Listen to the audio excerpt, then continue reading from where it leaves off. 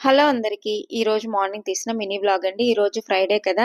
మామూలుగా రోజు చేసుకున్నట్టుగానే ఈరోజు కూడా పూజ అయితే చేసుకున్నానండి.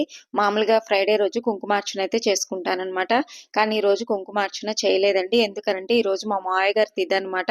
అంటే మా మావయ్య గారు చనిపోయిన రోజండి ఈరోజు. ఈరోజు కార్యక్రమం అయితే చేస్తామనమాట. అందుకనేసి మామూలుగా దీపారాధన చేసుకున్నానండి. అదే ఇంట్లో చేసే పనైతే అసలు దీపం కూడా పెట్టమండి. గుమ్మంలో ముగ్గు వేయకూడదు. అలాగే దీపారాధన కూడా చేయరనమాట. భోక్తలు వాళ్ళు వచ్చిన తర్వాత స్టార్ట్ చేసే ముందు కార్యక్రమం అప్పుడు దీపం వెలిగించమని చెప్తారు. అయితే మేము ఇంట్లో చేయట్లేదనమాట. మఠంలో చేస్తామండి.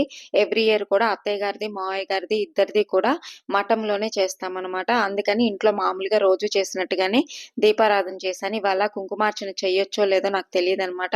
మళ్ళీ ఎందుకులే అని చేయలేదండి. మామూలుగా పూజ చేసేసుకొని ఇంక మేమైతే రెడీ అయ్యి మఠానికైతే వెళ్తున్నాం అనమాట. వెళ్ళే ముందు కాఫీ తాగైతే వెళ్తున్నామండి. టిఫిన్ అవి చేయకూడదనమాట.